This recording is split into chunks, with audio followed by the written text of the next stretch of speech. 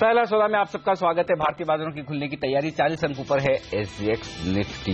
ये है संकेत पहला आपके लिए 7,838। ये है कल का हाई यहां पर कैश मार्केट का। अब उसके आसपास या उसके थोड़ा ऊपर खुलने के संकेत है, सब देखना है उससे बेहतर प्रदर्शन कर पाते हैं या नहीं। दूसरा जो बड़ा संकेत आपको लेना है वो लेना है करेंसी मार्केट से। कल रुपया हो गया 66 और अब आज रुपए में थोड़ी सुधार आती है या नहीं ये देखना अहम होगा। फिलहाल तो एफआईज बेच ही रहे हैं लगातार। पहली टिक आपकी स्क्रीन पर आती हुई 160 अंक ऊपर सेंसेक्स है और निफ्टी पर 25 अंकों की मजबूती दिख रही है इस वक्त शुरुआती टिक्स पर। कौन से स्टॉक हैं जो एक्शन में? अल्ट्राटेक, सीमेंट और लीवर, ये 3-3% नीचे दिखेंगे आपको ये दोनों शेयर। और मजबूती अगर आप देखें तो वेदांता ग्रुप के दोनों स्टॉक टॉप कर रहे हैं निफ्टी को, वेदांता और केन इंडिया 2.5% मजबूती है। आइडिया सेलुलर 1.5% मजबूत है। एलएनटी, सन फार्मा जैसे शेयरों में थोड़ी बहुत खरीदारी है, थोड़ी बहुत तेजी है, तो कोई खास बड़ा रुझान दिख नहीं रहा है सेंसेक्स और निफ्टी में। अब रुपए की चाल पर नजर डालने 65-95 पर शुरुआत की हमने, 4 से 5 पैसे की मजबूती आई है, तो स्टेबल शुरुआत है करेंसी मार्केट की। आज गिरावट नहीं है, 66 के लेवल के आसपास रुकता हुआ इस वक्त रुपया। चलिए कुछ स्टॉक्स जहां पर एक्शन दिखेगा उन पर राय ली जाए। उससे पहले क्योंकि हेमंत ठुकराल हमारे साथ जुड़ चुके हैं। हेमंत, स्वागत है आपका भी सीएनबीसी आवाज पर। नमस्कार। निफ्टी और बैंक निफ्टी, क्या कुछ ऐसा ट्रेड करें कि बैंक निफ्टी खरीदें, निफ्टी शॉर्ट करें, या दोनों ही खरीद ले?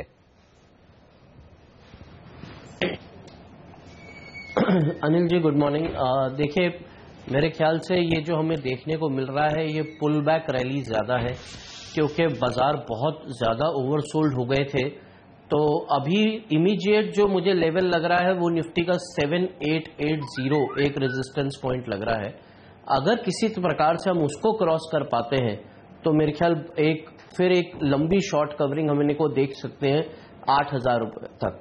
अगर 7880 क्रॉस नहीं कर पाता है तो बहुत ज्यादा चांसेस हैं कि 7780 और 7880 के बीच में ही बाजार जो है वो थोड़ा कंसोलिडेशन दिखाए बिफोर एनी फ्रेश मूव। तो मेरी राय यही रहेगी कि अभी भी बाजार थोड़ा सा सेल ऑन राइज लग रहा है, तो निफ्टी जो है वो 7880 के आसपास या 785080 के आसपास आए तो आप थोड़ा सा इसको शॉर्ट कीजिए। वापस बहुत ज्यादा चांसेस हैं कि 7750 7780 एक बार टेस्ट कर पाए, लेकिन स्टॉप लॉस रहेगा 7930 7920। अगर उसके ऊपर ट्रेड करने लगता है तो इस ट्रेड से आप बाहर आ जाइए। जबकि आपका बैंक निफ्टी का जो राय था अनिल जी वो थोड़ा सा विपरीत है। बैंक निफ्टी मुझे ज्यादा स्ट्रांग लग रहा है इस समय, क्योंकि बैंक निफ्टी ने 17,000 का जो लेवल कल क्रॉस किया उसके बाद नेक्स्ट राइटिंग लेवल जहां सबसे ज्यादा है वो 17,500 का है। तो मेरे हिसाब से बैंक निफ्टी में आप लॉन्ग ट्रेड बिठाएं, 16,950 का स्टॉप लॉस रखें और 17,500 का टारगेट देखने को मिल सकता है। तो बैंक निफ्टी मजबूत लग रहा है और निफ्टी 7,880 पर थोड़ा सा मुझे वनरेबल लग रहा है। तो मेरे ख्याल से बैंक निफ्टी बेटर ट्रेड रहेगा।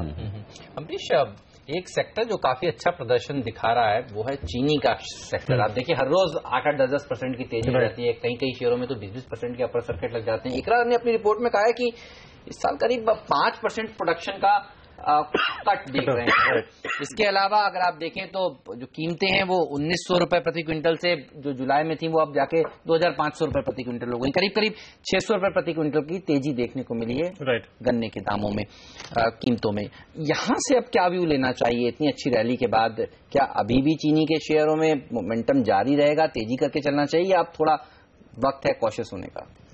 As far as the stocks are concerned, थोड़ा बहुत cautious होना चाहिए because a number of these stocks have moved up 40-50%. Some of them have moved up even I think 60-70%.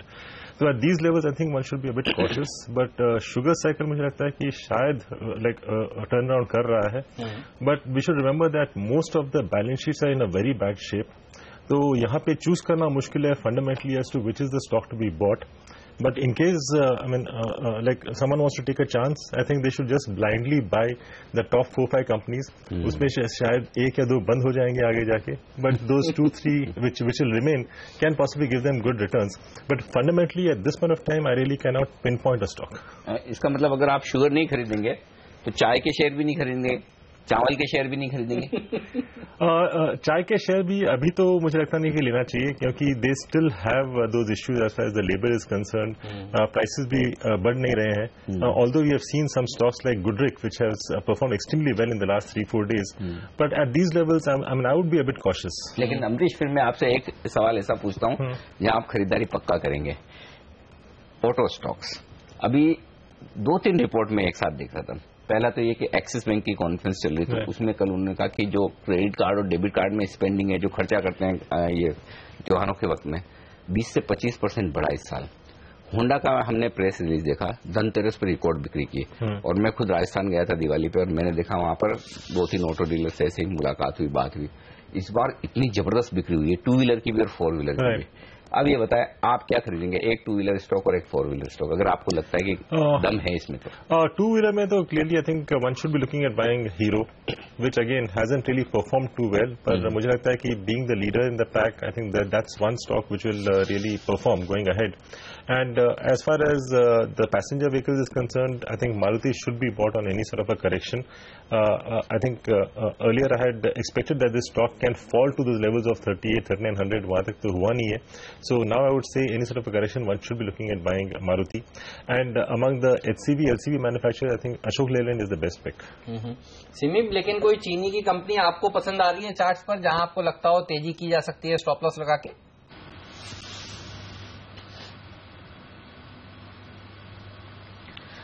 जी हेमंत, मुझे चार्ट्स में सबसे अच्छा actually अभी तो बहुत सारे शुगर कंपनीज हैं जो चार्ट में अच्छा लग रहा है, पर सबसे पहले जो अच्छा पॉजिटिव सिग्नल दिया था वो था बलरामपुर चीनी. कई महीनों से ये स्टॉक पॉजिटिव टेरिटरी में आया था. अभी तो बजाज हिंदुस्तान भी चार्ट में अच्छा लगने लगा, धामपुर शुगर भी अच्छा लग रहा है, पर मेरा शायद फेवरेट पिक बलरामपुर चीनी होगा. और बलरामपुर के साथ अगर कोई दूसरा स्टॉक मैं लेना चाहूंगी तो धामपुर शुगर होगा. तो ये दोनों शुगर स्टॉक मेरा रडार में रहेगा. अपोलो टायर्स, ये बताएं वायदा कारोबार के ट्रेडर्स के लिए हेमंत, क्या मौका है खरीदारी का? कल वो एक्विजिशन की जो खबर आई थी कि यूरोप में एक $4.5 करोड़ के आसपास की खरीदारी वो कर रहे हैं, बोर्ड ने मंजूरी दी उसकी. और एक अच्छी खबर आज भी है एक्चुअली शेयर के लिए कि लगभग 30 लाख शेयर प्रोमोटर्स ने जो गिरवी रखे हुए थे वो छुड़वा ली है. क्या तेजी और बन सकती है, खरीदना चाहिए या फिर देर हो चुकी है? नहीं अनिल जी, मैं नहीं बोलूंगा देर हो चुकी है, क्योंकि स्टॉक काफी बीटन डाउन स्टॉक है और बहुत लॉन्ग टर्म सपोर्ट यानी 152, 154 जो इसका बहुत लॉन्ग टर्म सपोर्ट था, कल इसने वहां से रिबाउंड किया है. तो मेरे हिसाब से अगर आप एक टाइट स्टॉप लॉस रख सकते हैं 155 का, तो स्टॉक में जगह है 168 से 172 जो नेक्स्ट रेजिस्टेंस पॉइंट है वो मेरे ख्याल टेस्ट करने का. तो और कल ओपन इंटरेस्ट भी ऐड हुआ है, तो या तो लोगों को इस न्यूज की खबर थी या लोगों ने जेन्युइनली रिबाउंड के लिए ऐड किया है.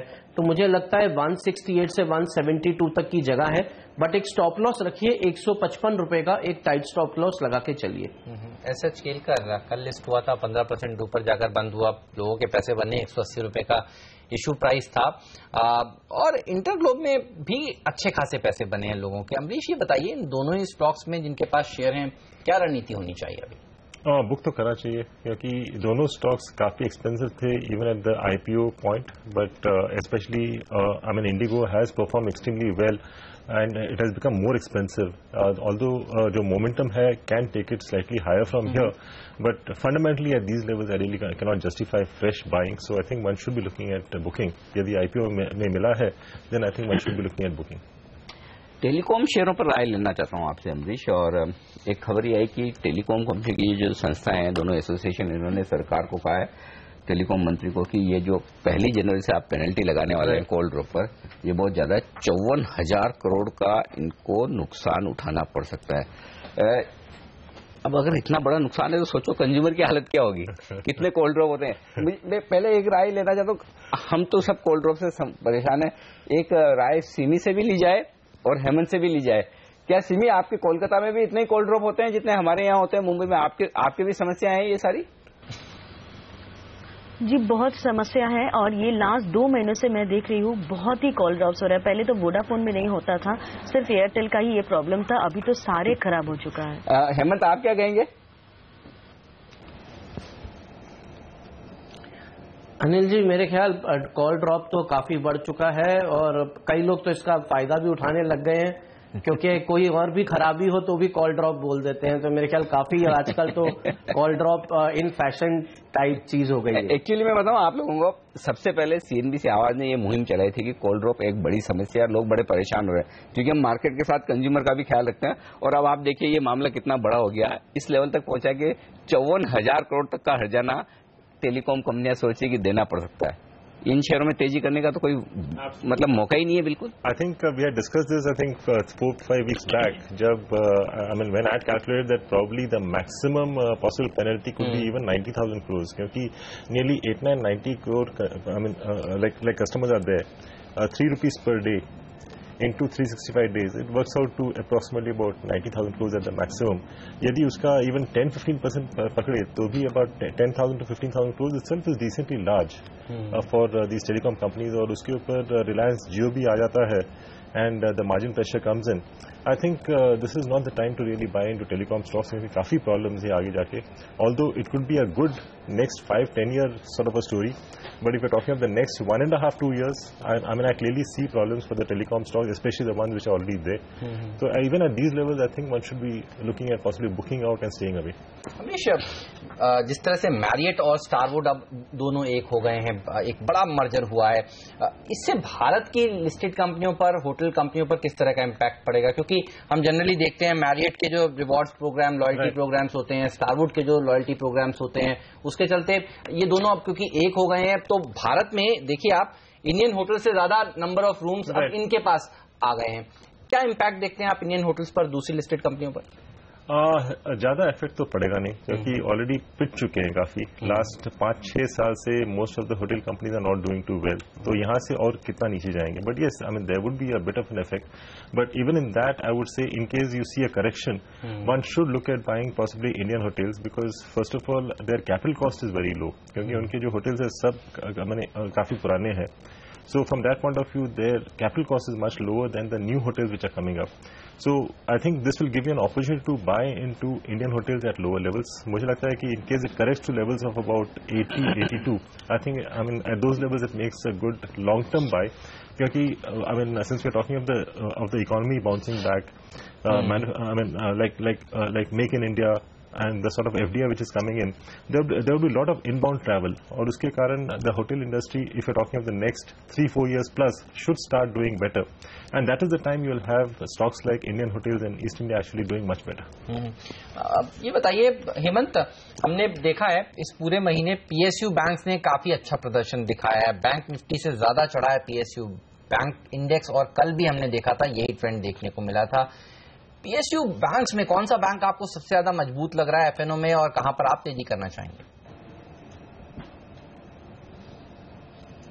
देखिए, मेरे ख्याल से PSU बैंक्स को एक काफी बड़ा रुझान देखने को मिला, वो डिस्कॉम की न्यूज के बाद लोग काफी कंफर्टेबल हैं, और कल भी हमने देखा है लॉन्ग पोजीशन ज्यादा PSU बैंक्स में बन रही हैं। और लार्ज कैप में कल बाइंग देखने को मिली PNB, SBI में। SBI में डिलीवरी वॉल्यूम ज्यादा थे। और अगर आप मझोले बैंक्स की बात करें, सबसे ज्यादा ओपन इंटरेस्ट ऐड हुआ है ओरिएंटल बैंक ऑफ कॉमर्स में। तो oriental bank of commerce traders के लिए एक अच्छा पिक बन सकता है। मुझे 159-162 का टारगेट यहां से नजर आ रहा है ओरिएंटल बैंक में, तो वहां एक बाइंग का रुझान बन सकता है। अगर आप लार्ज कैप में हैं तो आप SBI या PNB को फेवर कीजिए।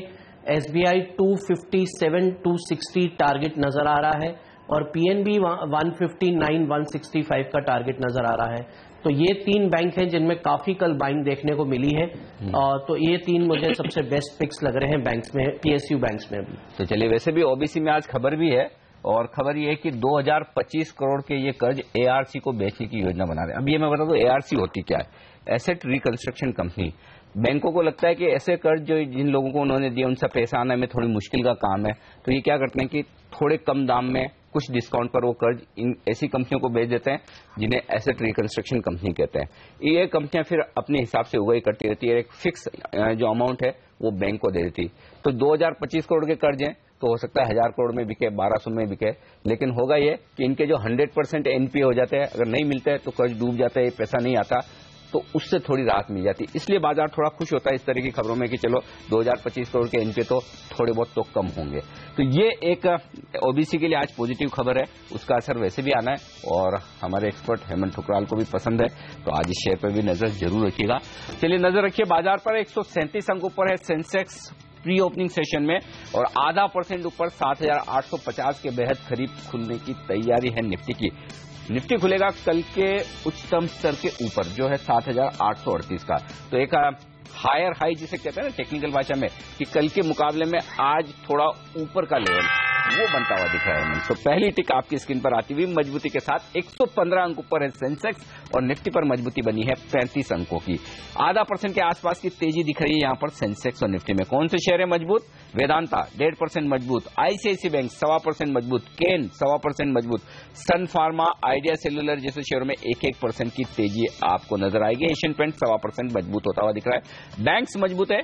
आईसीआईसी के अलावा पीएनबी ने 1% की उछाल के साथ की है शुरुआत। ये है इस वक्त का रुझान तेजी वाले शेयरों का। कमजोर क्या है? डॉक्टर रेड्डी सारे कल की 3.5-4% की तेजी के बाद आज फिसल गया, अब 1.5% नीचे आ गया है डॉक्टर रेड्डी का शेयर।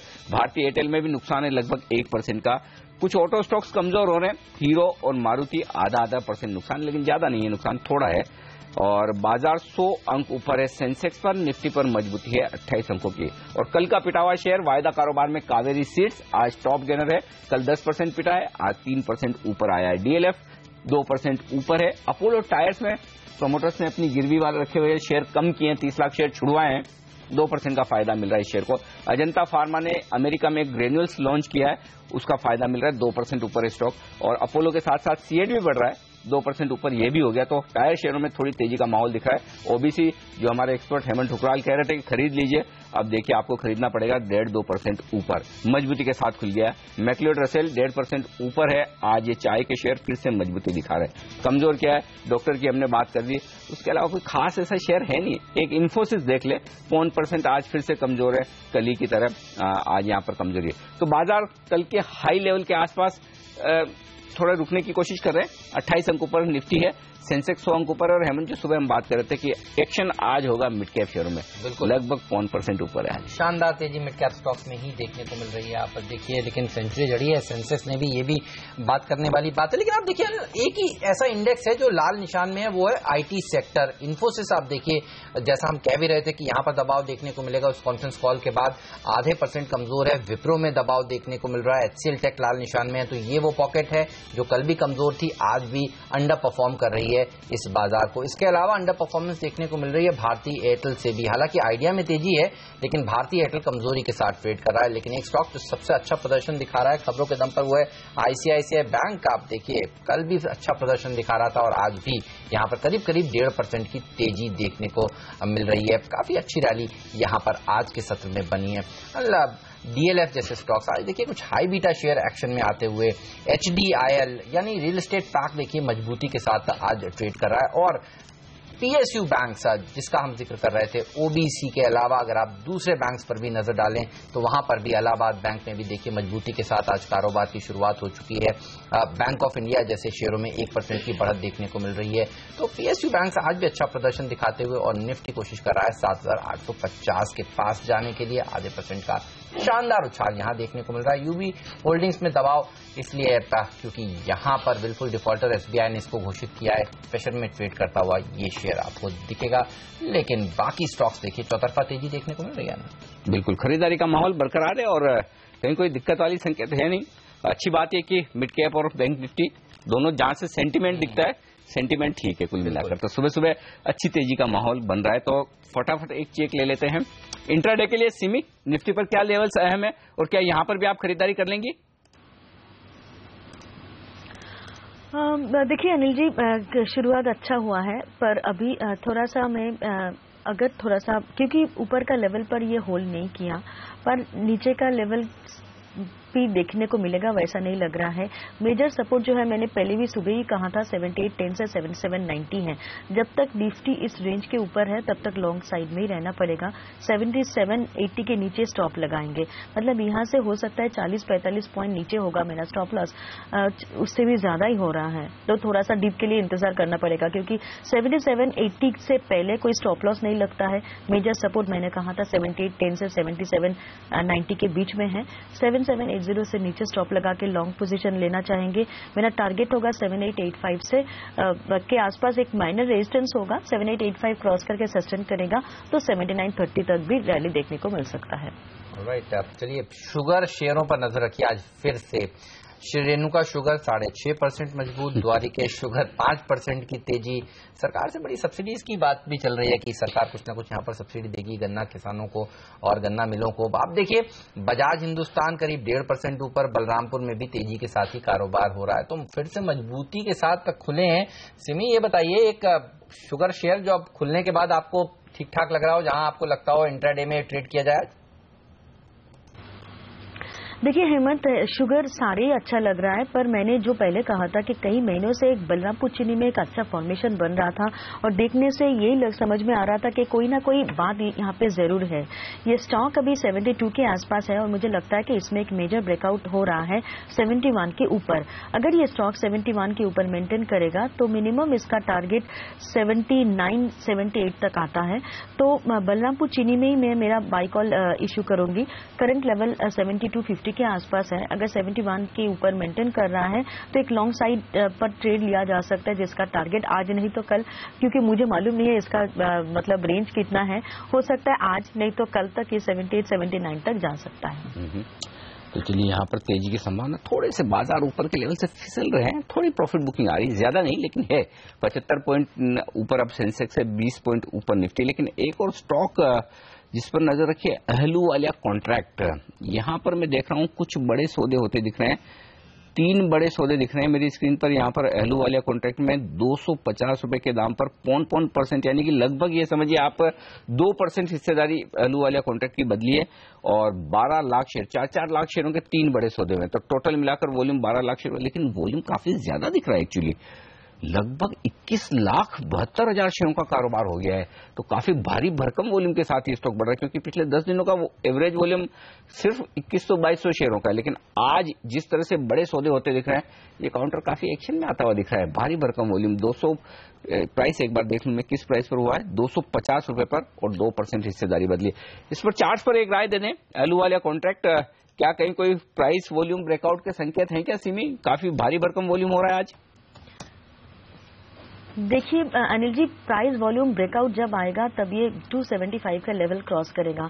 एक तो ये स्टॉक बहुत ही मुझे अच्छा लगता है और मैंने बहुत पहले मेरे क्लाइंटों को इस स्टॉक को रिकमेंड किया था। हो सकता है ये स्टॉक तब 140 के आसपास था, तब से ये स्टॉक मेरे रडार में है और ट्रेंड भी देखिए कितना सही है, short term, medium term, long term, तीनों पैरामीटर से ये स्टॉक सिर्फ बाई कॉल ही देता है। 270-75 का ब्रेकआउट के लिए मैं इंतजार कर रही हूँ क्योंकि वो अर्लियर हाई है। 275 के ऊपर जाके अगर ये स्टॉक सस्टेन करेगा तो 295 से 310 का टारगेट इसमें दिख रहा है। तो ये शॉर्ट टर्म टारगेट्स होगा, आज ही का टारगेट ऐसा है नहीं है, पर ओवरऑल एक अच्छा चार्ट है जिसमें मुझे लगता है कि अच्छा स्टॉप लॉस लगा के बैठना चाहिए। 310 तक का रैली इसमें पॉसिबल है। बहुत बुलिश हूं मैं, मेरे क्लाइंटों को मैंने रिकमेंड भी किया था कई बार। चलिए कई दिनों के बाद इरोस का आज लोअर सर्किट देखिए खुलता हुआ दिख रहा है, 2% ऊपर है ये शेयर। अच्छा मौका है, जिनके पास शेयर है इंतजार कर रहे थे लोअर सर्किट में, बिक नहीं रहा था, अमरीश आज बेचकर निकल जाए। मुझे आपको लगता है? नहीं, मुझे तो लगता है कि एक बार बेच देना चाहिए, because I think clearly the investors have completely lost faith in the management and despite the figures being better, I don't think anyone really believes that, and I think there could be like the case which should be starting soon against them. लेकिन एक अमरीश, एक खबर आ रही है इसी से related, ये बताना जरूरी है। एक तो ये कि रोस इंटरनेशनल का जो PLC, इनकी जो वो होल्डिंग कंपनी है विदेश में, उसका शेयर कल 5.5% बढ़ा है। दूसरा, कंपनी के आज रिजल्ट भी है और कॉन्फ्रेंस कॉल भी है, तो क्या कुछ क्लेरिफिकेशन या उस उम्मीद में थोड़ा सा इंतजार कर लिया जाए कि ये इवेंट निकल जाए उसके बाद बेचें? क्लैरिफिकेशन पे शायद एक बाउंस बैक मिले, बट तब बेचना चाहिए, तब शायद बेचना चाहिए। एक बार वेट करना है। एब्सोल्युटली, बिकॉज क्लैरिफिकेशन वैसे कुछ हुआ नहीं, तो उसके बाद सर्किट 2-3-4 लग चुके हैं पिछले क्लैरिफिकेशन। चूंकि कल वहां आपको याद है जब लास्ट टाइम तो अगर दिया था, अच्छा है कि अगर ऊपर के लेवल मिले, हाँ, और अगर ऊपर के लेवल मिलते, हाँ, इसीलिए एक बहुत बड़ा यहाँ पर रिजल्ट भी है, रिजल्ट भी है, रिजल्ट, लेकिन नेवर नो रिजल्ट कैसे रहे। सर्किट बहुत दिनों बाद खुला है, ये भी आपको हाँ, इसलिए कि ओवरसोल्ड है ना शेयर काफी, तो बेचने के लिए मेरे ख्याल से थोड़ा इंतजार कर लेने में हर्ज नहीं। क्या कहेंगे? Despite the figures being better, यहाँ पे क्वेश्चन मार्क है, will people believe those figures? सही बात है, बिल्कुल। चलिए, लेकिन कुछ और स्टॉक्स है जिस पर नजर होनी चाहिए। एसएच केलकर, ये एक ऐसा स्टॉक है जिसने कल भी अच्छा प्रदर्शन दिखाया था, लिस्टिंग के दिन, आज भी देखिए अच्छा प्रदर्शन दिखा रहा है। साथ ही SJVN, ये आज नीरज की टीम का डिपेंडेबल या फ्री हिट स्टॉक था। सिमी, आज नए 52 हफ्ते के उच्चतम स्तर छुए हैं। कल भी एक अच्छी रैली स्टॉक में देखने को मिली थी।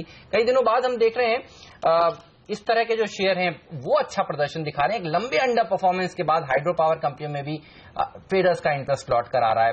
क्या करना चाहिए? देखिए, मुझे लगता है कि मेंटेन किया जा सकता है अभी भी लॉन्ग पोजीशंस, अच्छा मोमेंटम इसमें है। एक ट्रेलिंग स्टॉप लॉस का इस्तेमाल करना पड़ेगा। होल्ड कीजिए।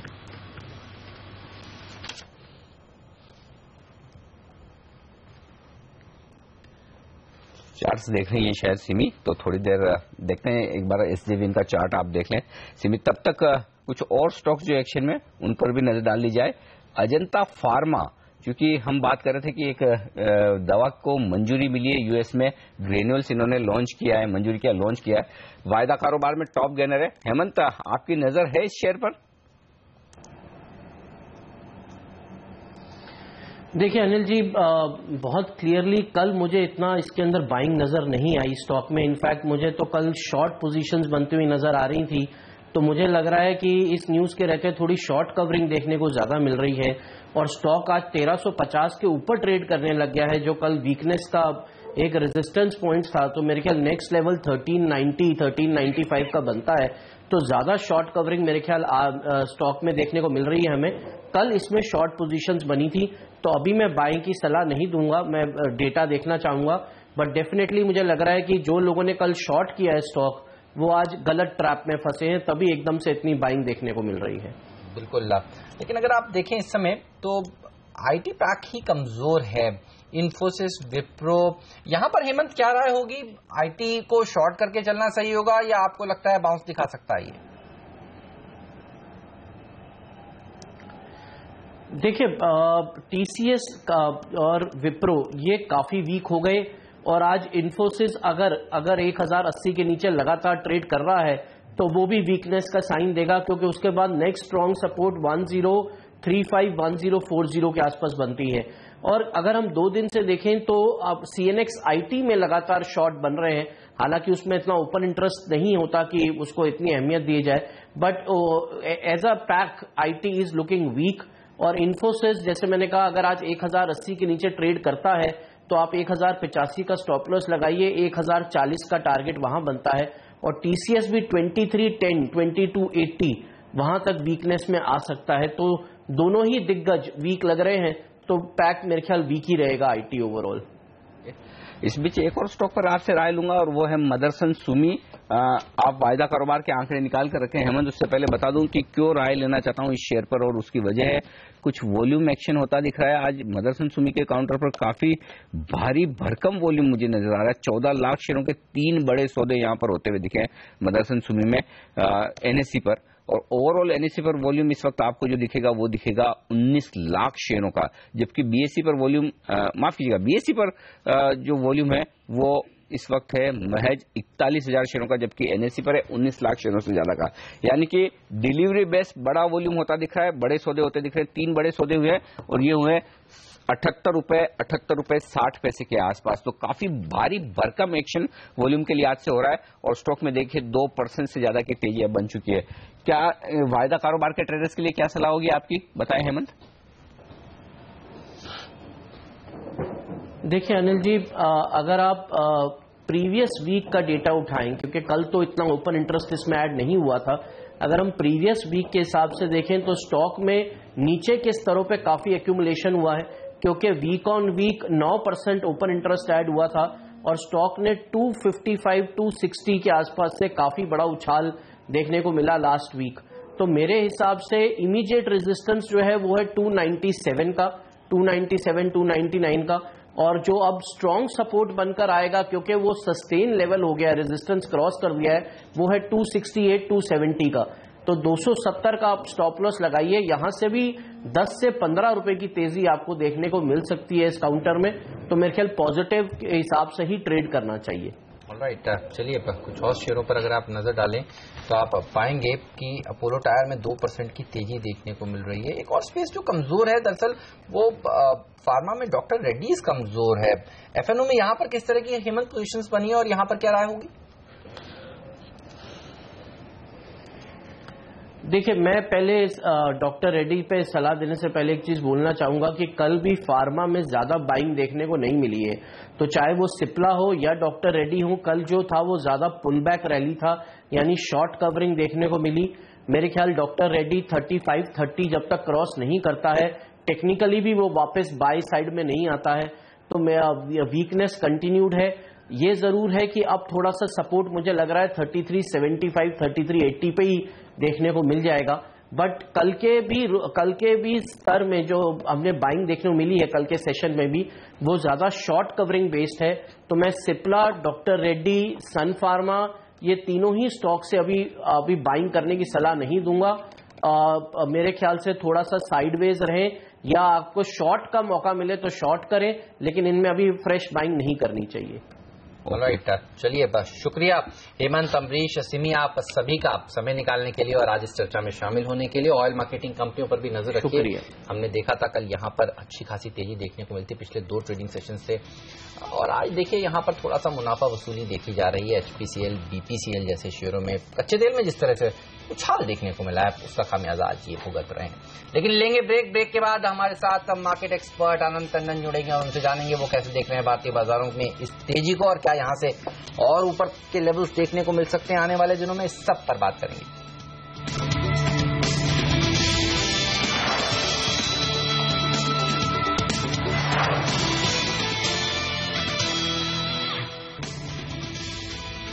थोड़ी मुनाफा वसूली होती दिख रही है इस वक्त बाजार में। 60 अंकों की मजबूती सेंसेक्स में फिर भी बरकरार है। 20 अंक ऊपर, 60 अंक ऊपर सेंसेक्स, एक्चुअली निफ्टी 20 अंक ऊपर है, लेकिन असली एक्शन तो सेंसेक्स निफ्टी के बाहर है। मिड कैप इंडेक्स को देखिए, 0.5% से ज्यादा मजबूत है। स्मॉल कैप इंडेक्स 0.5% से ज्यादा मजबूत है, और तस्वीर दिखेगी एकदम उल्टी। 900 शेयर इसीलिए मजबूत दिख रहे हैं और सिर्फ 300 शेयर कमजोर है।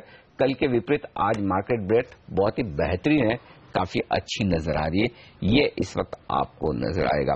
तो बाजार का हाल चुस्त दुरुस्त है। चलिए बाजार के आगे के डायरेक्शन पर बातचीत करते हैं। हमारे साथ बाजार के जाने माने एक्सपर्ट आनंद टंडन साहब कार्यक्रम में शामिल हो रहे हैं। टंडन साहब, स्वागत है आपका सीएनबीसी आवाज पर। नमस्कार। पहला सवाल तो ये लेना चाहता हूं कि ये जो कुछ कल और आज तेजी दिख रही है, भरोसे लायक है या फिर इतना पिट चुके थे इसलिए थोड़ा तो ऊपर आना ही है? मेरे हिसाब से तो जो आपने बात कही कि बहुत पिट चुके थे इसलिए थोड़ा सा ऊपर बाउंस बैक दिखेगा, वो शायद दिख रहा है, क्योंकि ऐसा कोई बदलाव नहीं आया या तो अर्थव्यवस्था में या बाहरी क्षेत्र में कि कोई बहुत बुलिश होने की जरूरत है इस लेवल से। ये जरूर है कि अपॉर्चुनिटीज बीच बीच में आती रहती हैं, क्योंकि गवर्नमेंट की पॉलिसीज आजकल थोड़ी सी तेजी से आने लगी हैं और उसके कारण कुछ न कुछ क्षेत्र में बदलाव आता रहता है। लेकिन ओवरऑल मार्केट का यहाँ से बहुत ज्यादा बढ़ना मेरे हिसाब से थोड़ा सा मुश्किल ही रहेगा अगले कुछ हफ्तों में। तो फिर मार्केट यहाँ से अगले कुछ हफ्तों में किस तरह से बिहेव करेगा? आपको लग रहा है कि एक रेंज में कारोबार होगा, स्टॉक स्पेसिफिक मूवमेंट होगा, या आपको लगता है यहाँ से और तेज नीचे की तरफ गिरावट भी देखने को मिल सकती है? रीसेंट लोज जो देखने को मिले थे वहां तक भी जा सकता है, आपका क्या व्यू है सर? देखिए, अगर आप ट्रिगर खोजें कि इस वक्त बाजार ऊपर या नीचे की तरफ जाने का किस तरह का रुख रहेगा, तो एक ही ट्रिगर नजर आता है जो अगले कुछ हफ्तों में होगा, वो है यूएस का इंटरेस्ट रेट में कोई बदलाव आना। उम्मीद अब ये हो गई है कि शायद वहां पर थोड़ी सी बढ़त आ जाएगी ब्याज की दरों में, और हालांकि ये बहुत ज़्यादा लेवल का चेंज नहीं आएगा, लेकिन उसके बावजूद वो संकेत है कि किस तरफ से अब शायद अब रुख ऊपर की तरफ रहेगा। तो अगर ये आता है तो मेरे हिसाब से इमर्जिंग मार्केट पे फिर भी थोड़ी सी गिरावट आना ऑलमोस्ट एक्सपेक्टेड है, क्योंकि हालांकि ये बहुत दिनों से लोगों को पता है कि इंटरेस्ट रेट कभी ना कभी बढ़ेंगे, लेकिन वो कब बढ़ेंगे ये हमेशा स्पेकुलेशन वाली बात रही है, और अब लगता है कि वो स्पेकुलेशन रियलिटी में बदलने जा रहा है। इसके अलावा और कोई ट्रिगर फिलहाल नजर नहीं आता, पॉलिटिकल सिनेरियो को छोड़ के, जिससे कोई और बाजार में रुख चेंज हो। दूसरी चीज डोमेस्टिकली अगर आप देखें तो खाली ये है कि पार्लियामेंट का स्तर फिर से शुरू होगा, और हालांकि कोशिश की जा रही है गवर्नमेंट की तरफ से, जिस तरह से आपके चैनल ने भी कल रिपोर्ट किया कि जीएसटी फिर से लाया जाए, लेकिन जिस तरह से अभी हमने बिहार का रिजल्ट देखा, मुझे नहीं लगता है कि ऑपोजिशन इस वक्त ऐसे मूड में रहेगा कि वो कोई मेजर लेजिस्लेटिव चेंज अलाउ करेगा। तो अगर वो स्तर भी जो है कोई बहुत ज्यादा कामकाज नहीं होता है उसमें, तो वो भी थोड़ा सा नेगेटिव ही रहेगा। तो माहौल जो है अगर आप ट्रिगर देखेंगे तो वो नेगेटिव की तरफ ही नजर आ रहे हैं फिलहाल।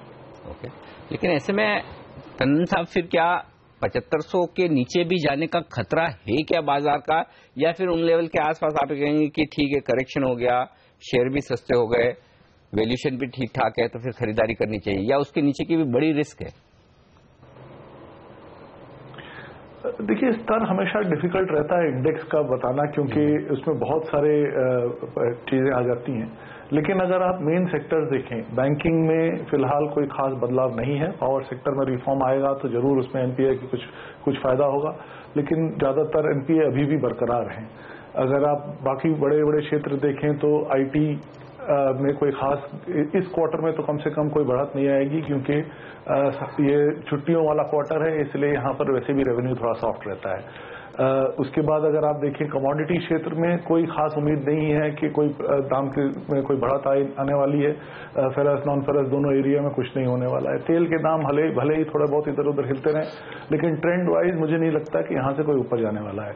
तो अगर आप कमोडिटी, आईटी और बैंकिंग को निकाल दें तो बाकी बाजार में 40% से कम बचा। उसमें ऐसा कोई एफएमसीजी भी जो है वो कोई खास बढ़त नहीं आने वाली है, उसमें ऑलरेडी उसमें वैल्यूएशन काफी स्टिफ है। तो इंडेक्स लेवल पर मूवमेंट होना मेरे हिसाब से काफी मुश्किल नजर आ रहा है, क्योंकि कोई भी आप स्टॉक देखेंगे तो अगर वो खरीदारी करने लायक है तो वैल्यूएशन बहुत तगड़ा है, और अगर वो वैल्यूएशन अगर दाम कम लगता है तो उसका वैल्यूएशन उसकी अर्निंग्स नहीं हो रही है। तो आउटसाइड इंडेक्स ही आपको देखना पड़ेगा, और इसी कारण आपने देखा कि मिड कैप स्मॉल कैप का आउट परफॉर्मेंस रहा है, क्योंकि वहां कहीं ना कहीं कुछ ना कुछ स्टोरी बन जाती है। ये रुख मेरे हिसाब से कम कुछ और महीनों के लिए बरकरार रहेगा। चीनी शेयरों में जिस तरह से एक जबरदस्त रैली बनी हुई है, आप देखिए इस साल द्वारिकेश शुगर 190% के रिटर्न्स, अवध शुगर 170% के रिटर्न्स, धामपुर शुगर 70-80% दौड़ लगा चुका है इस साल। आज भी आप देखिए और कल भी देखिए, पिछले कुछ दिनों से चीनी शेयर फ्लेवर में है। क्या फंडामेंटल रीजंस आपको लगते हैं इस तेजी के पीछे, या आपको लगता है ये भी ओवरसोल्ड थे और यहाँ पर भी थोड़ी सी अच्छी खबरें आई और चल पड़े? अब क्या करना चाहिए यहाँ पर? दोनों चीजें सही हैं। एक तो ओवरसोल्ड थे, कोई ओवरसोल्ड से ज्यादा इसमें कुछ काम नहीं हो रहा था, क्योंकि पूरा का पूरा आपके पास 20,000 करोड़ से ज्यादा का केन अरियर्स था। सारी कंपनियां लॉस बना रही थी और ऐसी कोई उम्मीद नजर नहीं आ रही थी जिससे ये चेंज हो सके। फंडामेंटल पोजीशन तो ये चेंज हुई है कि गवर्नमेंट ने आपको फोर्सेबली एक्सपोर्ट करना शुरू करवाया है, और इसके कारण उम्मीद ये है कि भारत में जो दाम है चीनी के वो थोड़े से बढ़ेंगे और प्रॉफिटेबिलिटी मोड में आ जाएंगे शायद। और जहां तक एक्सपोर्ट में लॉस की बात है, वो गवर्नमेंट अपने आपको सब्सिडी लगा के डायरेक्टली फार्मर को सब्सिडी देके आपको उतना आपको प्रॉफिट बना रही है एक्सपोर्ट के लिए। तो इस साल के लिए, इस सीजन के लिए शायद ये लगता है कि कंपनियां फिर शायद प्रॉफिट बनाना शुरू कर देंगी। फंडामेंटली लॉन्गर टर्म शुगर को सस्टेन करने के लिए आपको ये देखना है कि केन प्राइसेस किस तरह से फिक्स होंगे, क्योंकि आपने भले ही एंड शुगर प्राइस को डीरेगुलेट कर दिया, लेकिन जब तक एफआरपी आप लेके बैठे हुए हैं और गवर्नमेंट हर साल एफआरपी बढ़ाती गई है पिछले 5 साल में, तो प्रोडक्शन बढ़ता गया है, भले ही केन एरियर्स बढ़ते रहे, क्योंकि लोगों को ये उम्मीद है कि शुगर केन में पैसे आ जाते हैं, भले देर में आए। तो अगर आप एफआरपी को लेके बैठे रहेंगे और शुगर प्राइस एंड यूजर के लिए जो है वो फ्री है, तो ये सस्टेनेबल नहीं लगता। तो आप या तो पूरी डीरेगुलेट करें, जो कि शायद उम्मीद यही है कि डीरेगुलेशन होगा, और डीरेगुलेशन के बाद कुछ हद तक उछल पुछल रहेगी, क्योंकि फार्मर को रियलाइजेशन शायद थोड़ा सा कम हो जाए, और अगर रियलाइजेशन कम होगा तो उसमें शॉर्टेज फिर से बनना शुरू होगी, और उसके बाद सस्टेनेबल ग्रोथ हो सकता है। So near term I think positive अभी भी है, क्योंकि किसी के पास शुगर केन स्टॉक है नहीं, और अभी आप जो देख रहे हैं वो लोग पोर्टफोलियो बना रहे हैं। लेकिन इस सीजन के बाद फिर से सवालिया निशान शुरू हो जाएगा अगर एफआरपी फिर से बढ़ा दी गई तो। ओके, ये राय शुगर शेयरों पर। शुक्रिया टंडन साहब आपका हमारे लिए वक्त निकालकर आज बाजार सेक्टर्स पर अपनी राय देने के लिए। तो शुगर शेयरों पर ही हम करेंगे फोकस। ब्रेक, और ब्रेक के बाद हमारी खास चर्चा है दो तरह की कंपनियों से। पहली तो है शुगर की कंपनियां जो काफी तेजी में है, दूसरा चाय वाली। कल चाय के शेयरों में भी आपने बड़ी उछाल देखी। अब दोनों सेक्टर में इतनी तेजी क्यों हो रही है? क्या कुछ वाकई में बदलाव हो रहे हैं सेक्टर में जिनके चलते इन कंपनियों की कमाई बढ़ेगी, या फिर सरकार की कोई पॉलिसी से फायदा होगा? ये जानने की कोशिश करेंगे। हमारे साथ दो दिग्गज कंपनियां जुड़ेगी। पोनी शुगर के एन रामनाथन साहब हमारे साथ जुड़ेंगे और मैक्लियोड रसेल के डायरेक्टर कमल बाहेती साहब जुड़ेंगे इस छोटे से ब्रेक के बाद।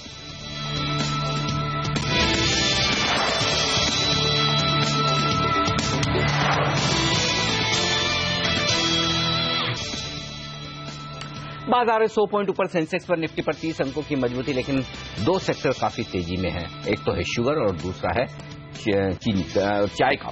चाय और चीनी की कंपनी में अच्छी तेजी होती दिख रही है, इसी पर बातचीत करते हैं। पहले शुरुआत चीनी शेयरों से करते हैं, और चीनी सेक्टर की एक कंपनी पोनी शुगर, उनके एम रामनाथन साहब हमारे साथ कार्यक्रम में शामिल हो रहे हैं, उनसे बातचीत करते हैं। Mister Ramanathan, good morning. First and foremost question is, do you see any reason that sugar prices should go up?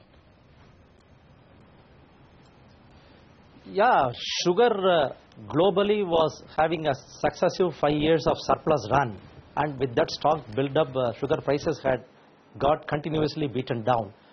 Now world over there is a change happening. The number 1 producer Brazil, number 2 India, number 3 EU, number 4 China, which probably will get overtaken by the number 5 Thailand. In all these countries, sugar production during 2015-16 is estimated to come down, both with reference to previous year number as well as the early estimates for 15-16. So when a fundamental correction has taken place in the world sugar balance sheet, the sugar prices have started responding. So it will definitely be picking up, though not at the same pace at which it has happened in the recent past. Yes, we have seen in July they were around 1,900 per quintal, and now they are hovering around 2,500 rupees per quintal. But how much upside do you see from these levels, sir? Yeah, generally when one thinks from 1,900, when it has moved up to 2,500, 2,600, there is a 30% improvement, which by itself look to be a formidable figure. But still these prices are far below our cost of production. The industry's cost of production averages around 30 to 32 rupees per kg. So they have to definitely move by another 5-6 rupees. But while the first 6 rupees increase has occurred within a matter of just 2 months, now production has started for the new season, or it is going to shortly start in many states. So there will be pressures on the part of sugar mills also to pay cane price. There will be a pressure to sell sugar. So the price recovery will be getting in phases. But I am damn sure that prices will catch up before end of current financial year March to cross at least the cost of production level. So, do you still need some sort of help or subsidy or some policy relief from government? Sugar by now has been completely decontrolled in respect of all phases, while 5-6 years back it was controlled at every phase. But today what still remains to be done is one major area, that is linking sugar cane price with sugar price. As an industry, we have always been telling that industry can afford to pay only 70-75% of sugar realization as cane price, and rest of the money we need for meeting other conversion cost, for servicing our debt, for servicing our equity, and also for deployment for internal growth, etc. So long as the government comes with a clear linkage between the two, and beyond that level, if the government directly supports the farmer by filling in the gap, I think that will be one long-term and sustainable remedial measure, a policy correction, which the industry has been looking for. And beyond that, today the industry also cannot really hope to live only by subsidies. And current year, given the huge mismatch, what we are awaiting anxiously from the government is they are now considering to subsidize directly the farmer a part of the cane price. It may be around 47.5 rupees per ton or something like that. That is the only policy announcement which we are awaiting. And how soon do you expect this to happen? Because we have been also reporting on CNBC Awaaz that government has been actively considering this.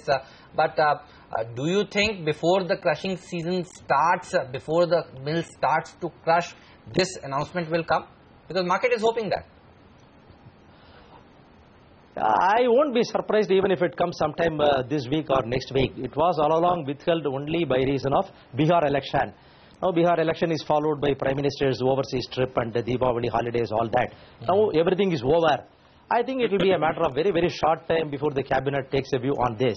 And they are already sold on the idea that unless this is done, there is no way the cane arrears can come down. Already the government has come with two positive measures. One is they have given a firm, fixed and remunerative price for ethanol. So that takes care of one of the long-standing demand of the industry. The second, for pushing some surplus sugar out, they have also now put a mandatory sugar export. Roughly about 15% of the sugar production of each company. So now the third one which is pending is only to give some support money for the industry, which strategically the government would like to give directly to the farmer than to the industry. So anyway, all our bankers, they have their bank account and we make our payments for cane only through bank account. So the government can make use of the direct benefit transfer scheme and they will be able to give that money. So I do positively hope that within a matter of a week or 10 days, this announcement is bound to come. Okay. Thank you so much, Mr. Ramanathan, for taking your time out और giving update on your sector. तो sugar sector के लिए थोड़ी सी राहत की खबर दुनिया भर के बाजारों से, लेकिन हिंदुस्तान में अब भी शुगर कंपनी को मुनाफा करने में थोड़ा वक्त लगेगा. लेकिन अब आगे बढ़ते हैं, चलते हैं चाय के क्षेत्र की तरफ और मैकलियोड रसेल इंडिया के डायरेक्टर कमल बाहेती साहब हमारे साथ हैं इस वक्त. बाहेती साहब, सुनने में ये आ रहा है कि दुनिया भर में शायद चाय की फसल में कमी हो सकती है और इसके चलते चाय के दाम बढ़ सकते हैं, ऐसा कुछ संकेत है आपके पास? हाँ, इनफैक्ट अगर आप इस बार right from the very beginning देखें तो कीनिया में करीब 50 मिलियन किलोग्राम्स का शॉर्टेज है टोटल प्रोडक्शन का till date from January. India में करीब 20 से 25 मिलियन किलोग्राम्स का शॉर्टेज है. वर्ल्ड मार्केट करीब 80 से 90 मिलियन किलोग्राम शॉर्ट पोजीशन में है. प्राइसेज ऑलरेडी कीनिया में 30-40% as compare to last year higher है. इंडिया में प्राइसेज सबड्यूड थे लास्ट 1.5 मंथ से, यहाँ भी काफी इंक्रीजेज हुआ है. Currently, I think the total overall prices are around 15-20 rupees higher than the same period last year.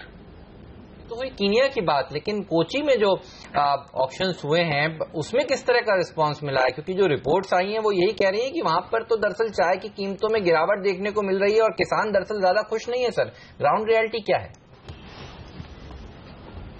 Kochi overall world market के हिसाब से बहुत छोटा प्रोडक्शन सेंटर है.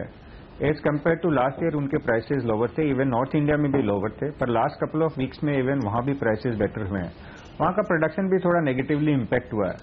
ओवरऑल क्वालिटी एक कंसर्न रहता है साउथ इंडियन प्रोडक्शन का. तो साउथ इंडिया ओवरऑल आप इंडियन प्राइसेस के हिसाब से ट्रेंड नहीं मान सकते और नाइदर आप इसको वर्ल्ड मार्केट के ट्रेंड के हिसाब से ले सकते हैं. हमको लगता है इवन साउथ इंडिया में भी गोइंग फॉरवर्ड इस तरह की शॉर्टेजेस होने से अच्छी डिमांड रहेगी एक्सपोर्ट मार्केट में और द प्राइसेस में थोड़ा बहुत increase going forward in next 2-3 months देखने को मिल सकता है. और जहां तक सर मुझे याद है पिछली तिमाही में आपकी कंपनी नुकसान से मुनाफे में आ गई थी, अच्छा प्रॉफिट दिखाया था. क्या जिस तरह से चाय के दाम मजबूत हो रहे हैं, आगे आप उम्मीद भी कर रहे हैं, क्या और परफॉर्मेंस सुधरने की उम्मीद करनी चाहिए? देखिए, loss of profit T industry में सीजनल होता है. First quarter and the last quarter हमेशा लॉस क्वार्टर रहता है. Second quarter and third quarter profit quarter रहता है because of the seasonal nature of the business. लेकिन जिस तरह से प्राइस इंक्रीज पिछले 1-1.5 महीने से हुए हैं, इस बार इससे लगता है कि हमको थर्ड क्वार्टर फोर्थ क्वार्टर में as compare to last year better performances रहने चाहिए. पर इसका मच मेजर इम्पैक्ट आएगा नेक्स्ट ईयर के प्राइसेज में. चूंकि शॉर्टेजेज है, कैरी फॉरवर्ड टीज कम रहेगी, न्यू सीजन की चाय खाली मार्च में आएगी, तो हमको लगता है मार्च अप्रैल में जब नया सीजन के प्राइसेस खुलेंगे तो उसमें काफी इंक्रीज दिख सकता है. इस साल क्रॉप में काफी लॉस हुआ है, उसके कारण ओवरऑल परफॉर्मेंस में नेगेटिवली इम्पैक्ट हुआ है. वी एक्सपेक्ट करते हैं कि भी नेक्स्ट ईयर हमारा ओवरऑल वेदर कंडीशंस बेटर रहेगा, प्रोडक्शन इंप्रूव होगा prices we are more or less sure that next year will be much higher than what the current year is. और डिमांड किस तरह से नजर आ रही है इस समय, खासतौर पर यूरोपीय मार्केट से, north American, middle east market से, जहां पर आपका एक्सपोर्ट का बड़ा हिस्सा होता है? देखिए, एक्सपोर्ट में बहुत अच्छी डिमांड है। इसका एक कारण कीनिया में शॉर्टेजेस भी है। लास्ट ईयर हमने 13 मिलियन किलोग्राम्स का एक्सपोर्ट किया था। इस बार एक्सपेक्टेड है कि हम 20 मिलियन किलोग्राम्स का एक्सपोर्ट करेंगे, जो कि लास्ट ईयर से 50% हायर है। एक्सपेक्ट करते हैं कि नेक्स्ट ईयर भी एक्सपोर्ट डिमांड और बढ़ेगी। एक्सपोर्ट मार्केट पर से is growing bye around 2% per annum on consumption growth, where as world का प्रोडक्शन है वो स्टेगनेंट है। डिपेंड करता है कि कीनिया में नेक्स्ट ईयर का वेदर कैसा रहता है, पर ओवरऑल वर्ल्ड प्रोडक्शन स्टेगनेंसी में है। Total overall consumption growth led by India 2-2.5% है। तो फंडामेंटली इंडस्ट्री की सिचुएशन बहुत अच्छी है। लास्ट 1-2 साल नेगेटिव इंपैक्ट था बिकॉज क्रॉप लॉस काफी ज्यादा हो गई थी और cost increase because of the ways increase ज्यादा थी।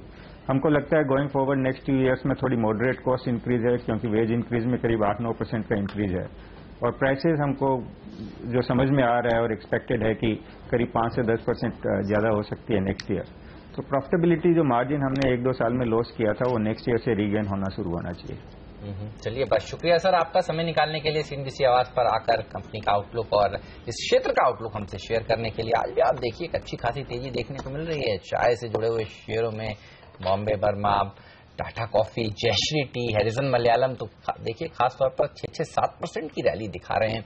एक अच्छी रैली आज चीनी चाय में दूसरे दिन लगातार देखने को मिल रही है इस हफ्ते। लेकिन CNBC आवाज जल्द शुरू कर रहा है एक नया कॉन्टेस्ट, इंडियन एडवाइजरी लीग। इस लीग के जरिए हम तलाश कर रहे हैं देश के बेहतरीन रिसर्च एनालिस्ट की। अगर आप भी सेबी रजिस्टर्ड ब्रोकर, एनालिस्ट या एडवाइजर हैं तो आपके पास भी मौका है अपनी सलाह से ट्रेडिंग की दुनिया पर छाने का और ढेरों इनाम जीतने का। जी हाँ, ये लीग advisorymonday.com का एक प्लेटफॉर्म है जिसमें रजिस्टर होने के बाद कोई भी ब्रोकर या एडवाइजर इक्विटी, कमोडिटी और करेंसी में ट्रेडिंग टिप्स दे सकता है। इसके बाद उनकी सलाह के आधार पर होने वाले सौदों की ट्रेडिंग होगी और उनकी रेटिंग भी होगी। जी हाँ, सभी कैटेगरीज के प्लेयर्स को बढ़िया अवार्ड्स भी दिए जाएंगे और सबसे बेहतरीन रिटर्न देने वाले प्लेयर को एक बम्पर इनाम देने की घोषणा भी हो रही है आज।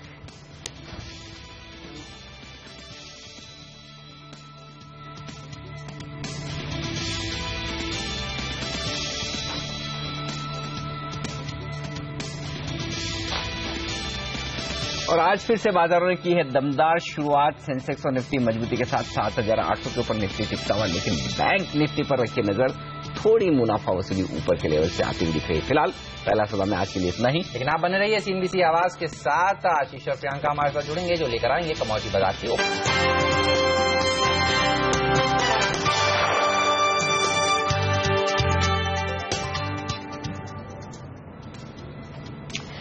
कमोडिटी बाजार खुलने के पहले किस तरह के संकेत हैं ये देख लेते हैं हम।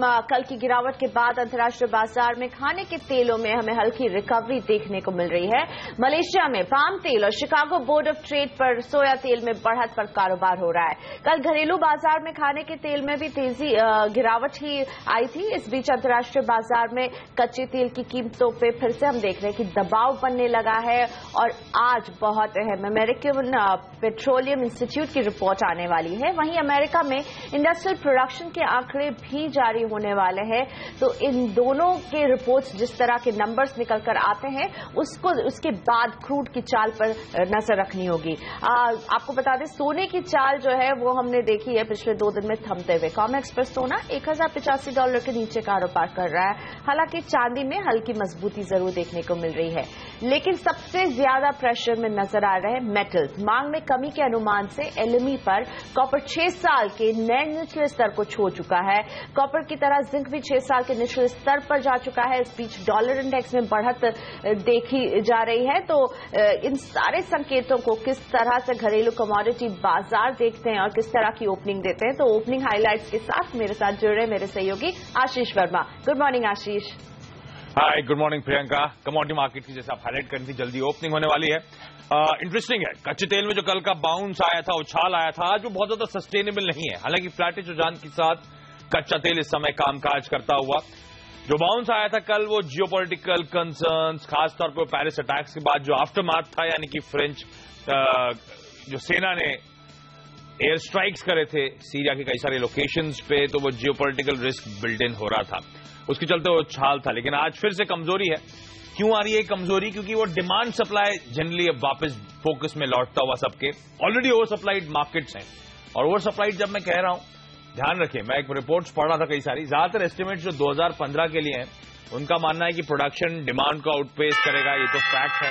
7 लाख से 25 लाख बैरल्स पर डे के आसपास का यहाँ पे एक्सेस सप्लाई है।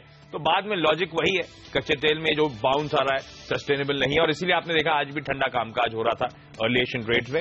भारतीय बाजारों में ऑलमोस्ट 1% की मजबूती के साथ शुरुआत होती हुई 25 रुपए ऊपर 27.60 के लेवल्स के आसपास ट्रेड्स हैं। इंटरनेशनल मार्केट्स में कच्चा तेल कल 2.5% का उछाल दिखा रहा था। दोनों लेवल से अब थोड़ा सा ठंडा, एकदम सपाट, कहना चाहिए कमजोरी भी नहीं है, एकदम सपाट इस समय कामकाज करता हुआ। लेकिन कई सारे स्पेक्युलेटर्स जो हैं वो इस तरह से पोजीशन अपने आप को कर रहे हैं कच्चे तेल पे, ध्यान रखें, इन एंटिसिपेशन की कच्चे तेल में और भी तगड़ा स्लाइड, और भी तगड़ा दबाव आ सकता है। तो ये क्वेश्चन है इस उछाल में, ध्यान रखें।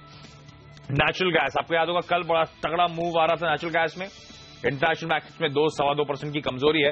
उसी तरह से भारतीय बाजारों में भी 2.5% के आसपास के दबाव के साथ शुरुआत होती हुई 4 रुपए नीचे 154 रुपीज 50 पैसे के लेवल्स के आसपास इस समय कामकाज होता हुआ।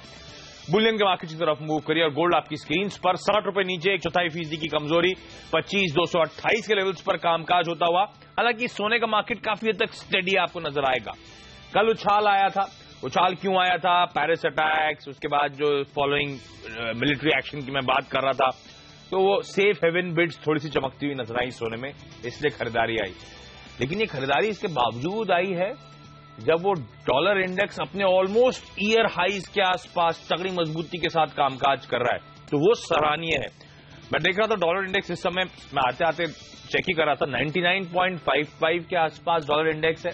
साल के हाई 100.3 के हैं, तो ऑलमोस्ट ईयर हाइज पे पहुंचता हुआ। क्यों डॉलर में मजबूती आ रही है?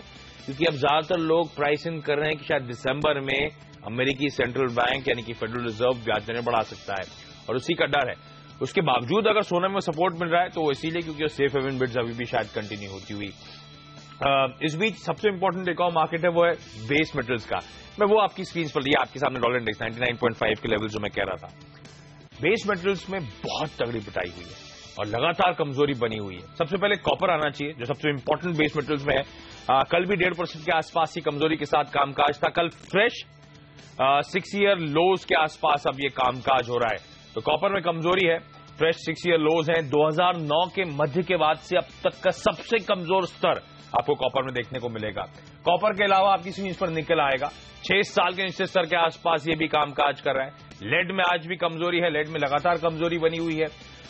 जिंक 1% का दबाव दिखाता हो, तो बेस मेटल्स में कोई रिकवरी इनसाइड नहीं, कमजोरी के साथ ही कामकाज होता हुआ। और कमजोरी क्यों आ रही है? कॉपर की मैं बात कर रहा था, ध्यान रखें, दुनिया की जो टोटल कंजम्पशन होता है, टोटल खपत होती है, 40% चीन से आता है। चीन की अर्थव्यवस्था में जो दबाव है, चीन के इंपोर्ट नंबर्स बेहद कमजोर हो रहे हैं, तो ऑब्वियस है इस मार्केट पे इंपैक्ट। यूरोजोन की ग्रोथ की आंखें देख लीजिए, लगातार कमजोरी दिखाते हुए। जापान, जो कि हम कहते हैं इंडस्ट्रियल इकोनॉमी है, इंडस्ट्रियल कंट्री है, वहां पे किस तरह के कमजोर हालात हैं, तो डिमांड आएगी कहां से? इसीलिए आप देख रहे हैं तमाम बेस मेटल्स फ्रेश लोज बनाते हुए 6 साल के नए निचले स्तरों के आसपास कामकाज, और आज भी कमजोरी के साथ पूरा पैक आपकी स्क्रीन पर। लेकिन चलिए अब मूव करते हैं एग्री कमोडिटीज की तरफ। सोया ऑयल 25 पैसे ऊपर खुलता हुआ 598.6 के लेवल। क्रूड पाम ऑयल में हम देख रहे हैं आधे % का उछाल, 1 रुपए 70 पैसे की मजबूती। सोयाबीन में 5 रुपए की कमजोरी है, 38.11 के लेवल्स पर यहां पे शुरुआती कामकाज। मस्टर्ड सीड में 5 रुपए की मजबूती, 47.65 के लेवल्स। चना ये प्रीवियस क्लोजिंग था, प्राइस वॉल्यूम एक्शन पिकअप नहीं हुआ है। वीट 4 रुपए के आसपास की बढ़त के साथ कामकाज करता हुआ। चीनी आज ठंडी हो रही है, 6 रुपए के आसपास का दबाव के साथ यहां पे ट्रेड है।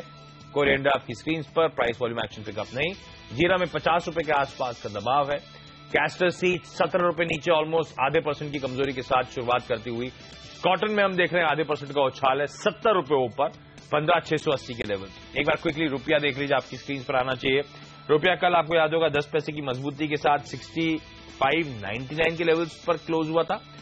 आज आपकी स्क्रीन पर रुपया किस तरह से कामकाज कर रहा है वो आएगा 65.94, 65.99, तो और यहाँ पे 5-6 पैसे के आसपास की हल्की मजबूती, तो स्थिर है, हल्की मजबूती के साथ कामकाज होता हुआ।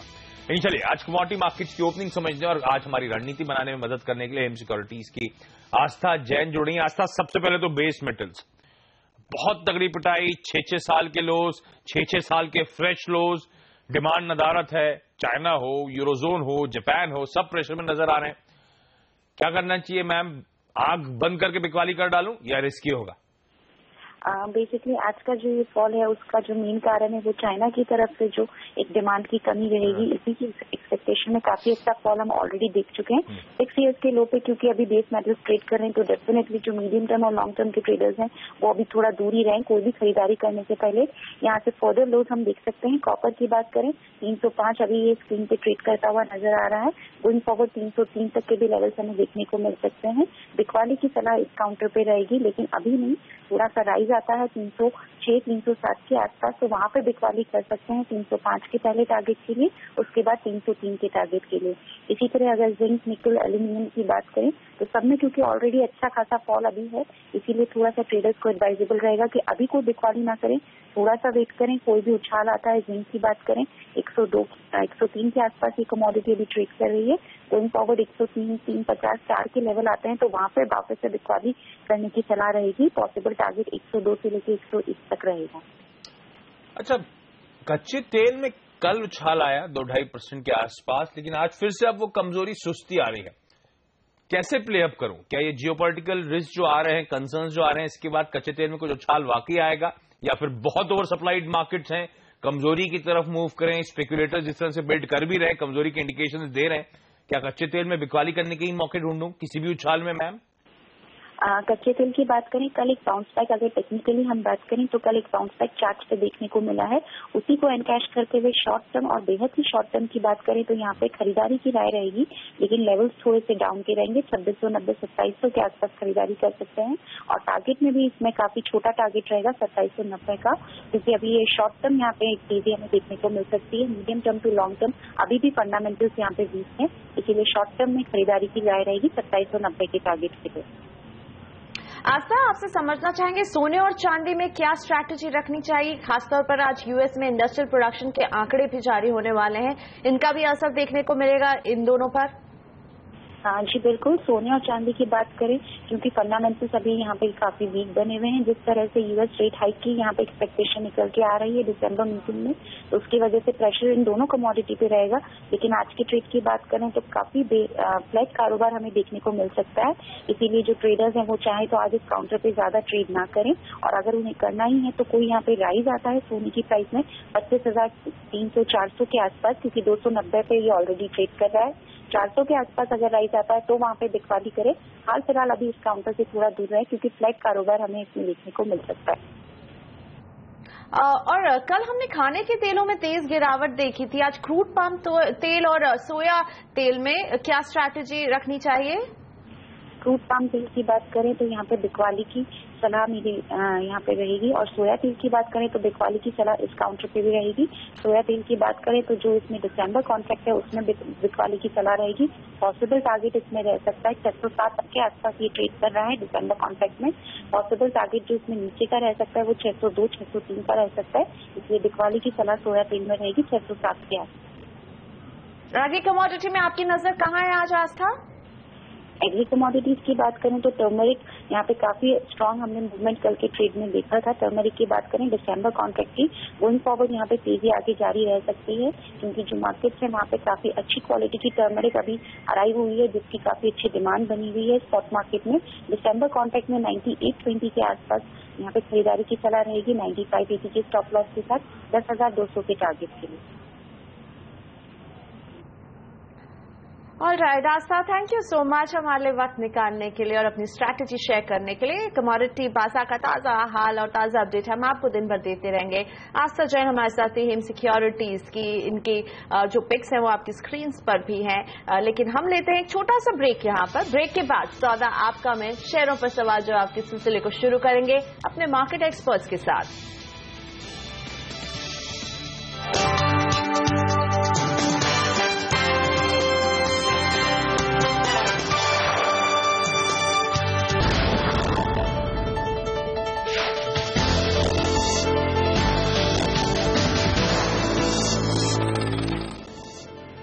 ब्रेक के बाद आपका स्वागत है और आप क्विकली एक मार्केट का चेक ले लीजिए। बेहतर ग्राउंड पे हल्के हरे निशान के साथ भारतीय बाजार कामकाज कर रहे हैं। तो इस समय 1/4% के आसपास की बढ़त आपको सेंसेक्स और निफ्टी में नजर आएगी। हालांकि कोई रनअवे रैली नहीं है। गिवन द बैकड्रॉप की ग्लोबल क्यूज आज बहुत सपोर्टिव थे। अमेरिकन मार्केट्स में तो 1-1.5% के आसपास का उछाल था, जिनके हाईस पे जाके वो मार्केट्स क्लोज हुए थे। परफेक्ट सेटअप था। कल हमने लंबे अरसे बाद 0.5% के आसपास का उछाल दिखाया था, तो उसमें और फॉलोअप बाइंग आने का, लेकिन उतने कन्विक्शन के साथ यहां पे मूवमेंट नहीं है। ऊपरी स्तरों से तो हम थोड़ा सा ठंडा ही होकर कामकाज कर रहे हैं। हालांकि अभी भी सेंसेक्स में 60 अंक की मजबूती, निफ्टी 15 अंक ऊपर है। 7820 के लेवल्स पर हम कामकाज कर रहे हैं, लेकिन 7850 का आज दिन का हाई था। कल आपको याद होगा हम 7840 के आसपास के लेवल से घूम गए थे। हमने उसके ऊपर शुरुआत जरूर करी, लेकिन उन लेवल्स को सस्टेन नहीं कर पाए। तो ऊपरी स्तरों में बहुत ज्यादा वो फॉलो अप बाइंग नहीं आ रही है, ये दिक्कत की बात पहली।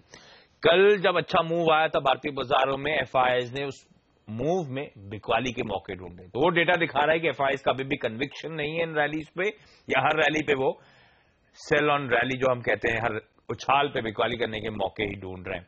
कल भी कैश मार्केट में एफआईआईज ने 1000 करोड़ से ज्यादा की सेलिंग कर डाली।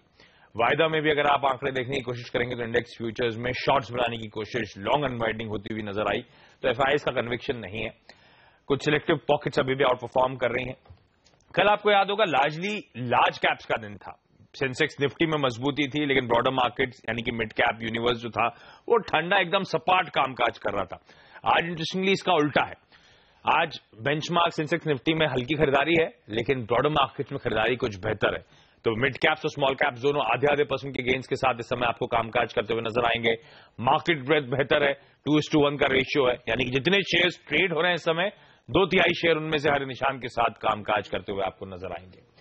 बैंक्स कल सपोर्टिव थे। इनफैक्ट बैंक्स ने ही कल की मदद करी थी। 1.5% के आसपास बैंक निफ्टी उछला था। PSU bank, private sector bank, सब में खरीदारी आती हुई नजर आई थी। आज बैंक्स कमजोरी के साथ ऊपरी स्तरों से प्रेशर और इनफैक्ट इस समय लाल निशान में कामकाज कर रहे हैं। तो ये दिक्कत की बात। बैंक्स के अलावा दूसरी सबसे बड़ी हैवीवेट पॉकेट जो होती है, जो वेटेज बड़ा तगड़ा रखती है, वो है आईटी। आईटी तो कल भी प्रेशर में था, 1% की कमजोरी। आईटी में आज भी वो सेल ऑफ कंटिन्यू होता हुआ, आज भी बैंक्स के साथ साथ आईटी में 0.5% के आसपास की कमजोरी है। ऑयल एंड गैस, जिस तरह से कच्चे तेल की कीमतें फिर से ठंडी पड़ रही हैं, कुछ कंसर्न्स माउंट होते हुए कि यहां पे और दबाव आएगा, बड़े ओवर सप्लाइड मार्केट्स हैं। ऑयल एंड गैस पॉकेट में, ऑयल एंड गैस इंडेक्स आपकी स्क्रीन्स में आएगा, वो प्रेशर में। तो 3 हैवीवेट पॉकेट जो बाजार की हैं, banks, IT, oil and gas, आज ट्रेडिंग सेशन में अच्छे खासे दबाव के साथ कामकाज करती हुई मदद मिल रही है कुछ हद तक। एफएमसीजी में सिलेक्टिव बाइंग है। मेटल्स में कुछ वापस चमक देखने को मिल रही है, तो मेटल्स में खरीदारी है। और रियल एस्टेट, जिसका कोई वेटेज नहीं है, उसमें हम देख रहे हैं खरीदारी आती हुई। जहां तक स्टॉक स्पेसिफिक एक्शन की बात है, मेटल्स पैक को लीड कर रहे हैं। हिंडाल्को, वेदांता, निफ्टी के आज के टॉप गेनर्स हैं। 2.5 से 3.5% के आसपास का उछाल है। वेदांता आज का टॉप मूवर है, 3.5% आपकी स्क्रीन पर आएगा। इसके अलावा मैं कह रहा था आईटीसी, एफएमसीजी में कह रहा था सिलेक्टिव बाइंग, बड़ी वजह है आईटीसी। आईटीसी ने कल भी कंट्रीब्यूट करा था। कल जो बीटन डाउन स्टॉक्स थे, चाहे वो आईटीसी हो, चाहे वो लार्सन एंड टूब्रो हो, चाहे वो आईसीआईसीआई बैंक हो, कल वहां से मदद मिली थी, क्योंकि शॉर्ट कवरिंग का सहारा था। और इसी फॉलो अप बाइंग यहां पे आ रही है। इसलिए आप देख रहे हैं आईटीसी आज भी 2-2.5% की बढ़त के साथ कामकाज करता हुआ आपको नजर आएगा। लेकिन स्टेट बैंक ऑफ इंडिया ने, ध्यान रखें, विजय माल्या को विलफुल डिफॉल्टर घोषित कर दिया है। न सिर्फ विजय माल्या को, बल्कि उनकी कुछ ग्रुप एंटिटीज को विलफुल डिफॉल्टर घोषित करा गया है। ऐसा क्यों किया गया है, क्या मायने हैं इसके, ये समझने की कोशिश करते हैं। हमारे साथ हमारे सहयोगी डिम्पी कालरा आप जुड़ रहे हैं। डिम्पी, समझाएं ये क्यों हुआ है और इसके क्या मायने विजय माल्या और उनकी ग्रुप एंटिटीज के लिए। देखिए आशीष, नाम से बिल्कुल साफ है, विलफुल डिफॉल्टर, यानी कि जानबूझ के डिफॉल्ट किया गया है। इससे ही पता लगता है कि कंपनी की कितनी गंभीरता थी जब कर्ज लिया गया उसको वापस करने को लेकर। ये एक बड़ा पैमाना था जिसको लेकर एसबीआई, जो कि देश का सबसे बड़ा बैंक है और करीब 17 बैंकों के 7,000 करोड़ रुपए जो किंगफिशर के अंदर फंसे हैं, उसको लेकर इससे गंभीरता पता लगती है, क्योंकि एसबीआई ने ही इनको डिफॉल्टर घोषित कर दिया। इससे पहले भी आईडीबीआई ने इनको डिफॉल्टर घोषित किया था, लेकिन उसका आंकड़ा थोड़ा छोटा था। लेकिन एसबीआई का जो कर्ज है इस पर 1600 करोड़ है।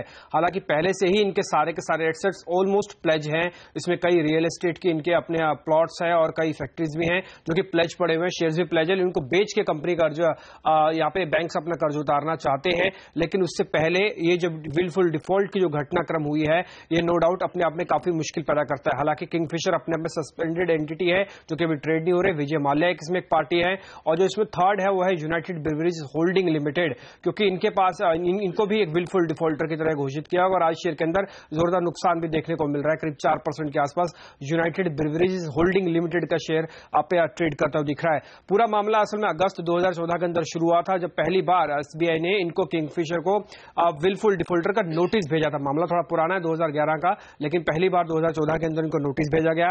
बाद में सितंबर को एक हियरिंग हुई, किंगफिशर ने दस्तावेज मांगे, उसके बाद फरवरी, जनवरी, सितंबर तक ये पूरा मामला कानूनी पेचीदगियों में फंसा रहा, लेकिन आखिरकार अब बैंक ने इनको विलफुल डिफॉल्टर की घोषित में कर दिया है। करीब बैंक का अपना 1600 करोड़ रुपया फंसा है इसके अंदर और 7000 करोड़ रुपया करीब 17 बैंकों का है।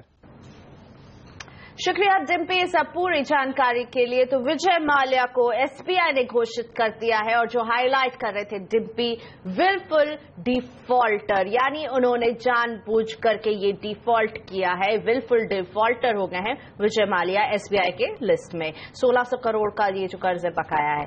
तो अब आपको बताते हैं कि सीएनबीसी आवाज पर जल्द हम शुरू कर रहे हैं एक नया कॉन्टेस्ट, इंडियन एडवाइजरी लीग। इस लीग के जरिए हम तलाश कर रहे हैं देश के बेहतरीन रिसर्च एनालिस्ट की।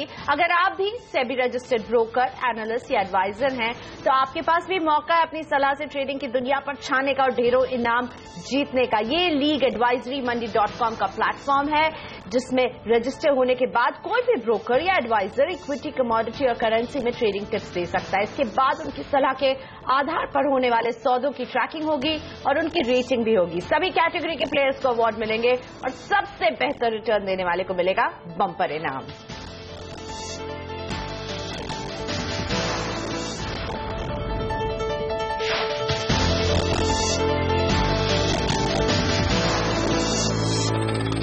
बाजारों में हमने कल जो दबाव देखा था आज उससे तो ऊपर गए हैं और जाहिर तौर पर नजर आएगी कि ये जो रिकवरी देखने को मिल रही है ये कितनी टिकाऊ है। लेकिन आपको बता दें सेंसेक्स बढ़त पर कारोबार कर रहा है, 75 अंकों की मजबूती हमें सेंसेक्स में फिलहाल देखने को मिल रही है। वहीं अगर निफ्टी की भी बात करें तो सुबह ज्यादा मजबूती थी, उन स्तरों से तो नीचे आ गए लेकिन अभी भी हरे निशान पर कारोबार कर रहे हैं। 21 अंकों की मजबूती के साथ 7827 के लेवल पर निफ्टी फिलहाल कामकाज कर रहा है। मिड कैप सुबह से ही अच्छा प्रदर्शन दे रहे हैं और अभी भी हम देख रहे हैं दमदार प्रदर्शन मिड कैप शेयरों का है। 76 अंकों की बढ़त मिड कैप इंडेक्स में देखने को मिल रही है। 12,960 के स्तर पर मिड कैप है। लेकिन बैंक निफ्टी दबाव में सुबह से ही लाल निशान में कारोबार कर रहे हैं। बैंक निफ्टी करीब 13 अंकों की गिरावट बैंक निफ्टी में देखने को मिल रही है। एडवांस डिक्लाइन रेशियो पर अगर नजर डालें तो ये फिलहाल एडवांसेस की तरफ है, यानी ज्यादा शेयर्स हैं जो बढ़ने वाले हैं। 901 शेयर हैं जो बढ़ रहे हैं और इनके मुकाबले पिटने वाले हैं 450 शेयर। तो एक रिकवरी हमें जरूर देखने को मिल रही है। चलते हैं मेरे सहयोगी आशीष के पास। आशीष, आप बहुत क्लोजली मार्केट्स को फॉलो कर रहे हैं, क्या दिख रहा है? ये जो रिकवरी देख रहे हैं टिकाऊ लग रही है? का कहना बड़ा मुश्किल है। कल के डेटा तो ऐसे इंडिकेट नहीं कर रहे हैं। एफआईआईज तो बड़े बेरिश हैं इस मार्केट पे। इस बात से पता चलता है कि हर उछाल पे जिस तरह से बिकवाली करने के मौके ढूंढ रहे हैं, जो मैं बता भी रहा था, कैश मार्केट ले लें, वायदा बाजार के आंकड़े ले लें, वो इस टाइम पे बहुत ज्यादा कॉन्फिडेंट नहीं है। पर हाँ, जिस तरह का बहुत तगड़ा प्रेशर आया भारतीय बाजारों में, 600-650 पॉइंट हमने ऊपरी तरफ से महज 3 हफ्तों में झटक डाले थे। पुट कॉल रेशियो अपने हिस्टोरिकल लोज पे पहुंच गया था, तो ओवरसोल्ड टेरिटरी पे तो थे इंडियन मार्केट। तो एक मौका चाहिए था, ग्लोबल क्यूज सपोर्टिव हुए तो लो लेवल से एक रिकवरी आई है। संदीप जैन साहब हमारे साथ जुड़ रहे हैं ट्रेड स्विफ्ट ब्रोकिंग के। संदीप जी के पास वो जो हमारा कैमरा अभी तक शायद पहुंचा नहीं, तो फोन लाइन पे मैं उनसे बातचीत करना चाहूंगा। संदीप जी, क्या करूं, बाजार में एक बड़ा तगड़ा बिकवाली आई थी, उसके बाद अभी उछाल जो आ रहा है, उस उछाल को कैसे ट्रीट करूं? क्या फर्दर लेग्स है इस उछाल के, या फिर ये उछाल फिर से बिकवाली करने के मौके दे रहा है? देखिए, बिकवाली के मौके तो नहीं मिल रहे हैं। इनफैक्ट मैं भी कोशिश कर रहा था कि कोई शॉर्ट सेलिंग की अगर कोई कैंडिडेट हो और क्लाइंट भी पूछते हैं। वो दिक्कत ये ना, जब मैं चार्ट खोलता हूँ देखता हूँ इतना पिट गया, तो अब बचा क्या है गिरने के लिए? इसीलिए बिकवाली के मौके नहीं मिल रहे। एग्जैक्टली सारे स्टॉक देखा जाए तो देखिए, पहले जो हाई पी स्टॉक्स थे वो नहीं टूटे थे। फार्मा और एफएमसीजी और आईटी स्टॉक्स में पिटाई नहीं हुई थी, इसकी वजह से मार्केट थोड़ा मेंटेन था। बट इस बार ये जो गिरावट आई है, इसमें इन तीनों सेक्टर्स में भी अच्छी गिरावट आई है। उसकी वजह से इंडेक्स में भी काफी गिरावट देखने को मिली है। बट ओवरऑल जो स्टॉक्स हाई बीटा स्टॉक्स थे, जो ट्रेडिंग फेवरेट्स थे, वो सारे पहले से ही पिटाई हुई भी थी। और जिस तरीके से आपने कहा पुट कॉल रेशियोज या सारे मार्केट के इंडिकेटर्स ये दिखा रहे थे, कहीं ना कहीं दर्शा रहे थे कि सपोर्ट लेगा मार्केट, और कहीं ना कहीं 7700 एक बहुत स्ट्रांग सपोर्ट की तरह सामने आया है। तो अब क्या होगा, अब कितना अपसाइड नजर आता है? अगर ये सिर्फ ये शॉर्ट कवरिंग लेड मोमेंटम है, शॉर्ट कवरिंग लेड बाउंस है, मंदी के सौदे ही कट रहे हैं सिर्फ, कितना ऊपर तक जाएगा सर? मुझे ऐसा लगता है कि 8000 तक मार्केट देख सकता है यहाँ से, और इस कटान तक भी देख सकता है कि कहीं ना कहीं अब मोमेंटम बनेगा सरकार के एग्जीक्यूटिव रिफॉर्म्स को लेकर, या फिर विंटर सेशन आने वाला है इन सब को लेकर। तो मुझे लगता है कि थोड़ा सा मोमेंटम बन सकता है, टेक्निकल रीजंस और ये कुछ फंडामेंटल रीजंस जो मैंने बताया। तो मेरे हिसाब से 8000 तक की तेजी देखने को मिल सकती है। 8000 के लेवल से मेरे ख्याल सबसे बड़ा बिल्डअप भी वहां पे खड़ा हुआ है, तो उन लेवल्स को शायद टेस्ट करे, उसको ब्रीच ना करे। शॉर्ट कवरिंग का भी 150-200 पॉइंट का और सारा मिल सकता है, लेकिन कुछ स्पेसिफिक पॉकेट्स हैं जो बड़ा आउट परफॉर्म कर रही हैं। शायद एफआईएस के ऑफर डाल रहती है पॉकेट्स, एफआईएस की बिकवाली का बहुत ज्यादा फर्क नहीं पड़ता है वहां पे, ट्रेडर्स की डिलाइट है ये। शुगर कंपनी, शुगर पैक पूरा का पूरा अपने लोअर लेवल से तो दोगने से ज्यादा कई सारे स्टॉक्स हो चुके हैं, और आज भी ये पूरी पैक हरकत में। घरानी शुगर्स में स्क्रीन पर है सामने 15-16% का उछाल है। श्री रेणुका आज फिर 12% उछाल के साथ 15 रुपए के ऊपर कामकाज कर रहा है। 7-7.5 के लोज बनाए थे, दोगुना हो चुका है फिर उन लेवल से ये काउंटर। मवाना शुगर 10% ऊपर आज कामकाज कर रहा है।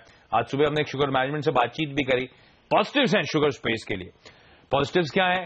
रॉ शुगर की प्राइस इंटरनेशनल मार्केट्स में मेरे ख्याल से ऑलमोस्ट 50% बढ़ गई है, तो वो सेंटिमेंटल पॉजिटिव तो हो ही गया। डोमेस्टिक मार्केट्स में हालांकि इतना ज्यादा उछाल नहीं है, महज 4-5 रुपए के आसपास लोअर लेवल से रिकवरी आई है। सब एंटिसिपेशन में कि सरकार की तरफ से कुछ बड़े स्टेप्स उठाए जाएंगे। संदीप जी, ये जो चीनी का पैक है, क्या मैं मिस आउट कर चुका हूं या अभी भी खरीदारी करने के मौके हैं? अगर हैं तो कोई स्टॉक जो आपने ट्रेडिंग के लिहाज से ही रिकमेंड किया हो? भैया रिकमेंड किया था करीब रेणुका शुगर, कहीं ना कहीं ऐसा लग रहा था कि जो 10 रुपए के लेवल्स थे बहुत ही अट्रैक्टिव थे, 10-12 रुपए के लगभग, और सरकार की नॉन स्टॉप पॉजिटिव न्यूज आ रही थी। बट स्टिल मैं यही कहूंगा कि जो लॉन्ग टर्म इन्वेस्टर्स है वो लोग अननेसेसरली शुगर या टी या राइस सेक्टर्स इनमें ना पड़े, क्योंकि ये कहीं ना कहीं कमोडिटी स्टॉक्स है, तो यहाँ पे एक्टिवली भी इन्वेस्टेड रहना पड़ता है। थोड़ा सा सेक्टर को भी चेक करना पड़ता है, किस तरीके से उनका जो कमोडिटी स्पेसिफिक सेक्टर है वो चल रहा है, उसी के हिसाब से अपने इन्वेस्टमेंट्स को देखें। तो मेरे हिसाब से जिस तरीके से एल नीनो का इम्पैक्ट आया है या मॉनसून इंडिया में भी खराब है, उन सब का डेफिनेटली इम्पैक्ट आ रहा है। और शुगर में तो जिस तरीके से ब्राजील में हो या फिर और भी दूसरी कंट्रीज, और फिर टी में अगर देखें तो केन्या में कुछ क्रॉप फेलियर है।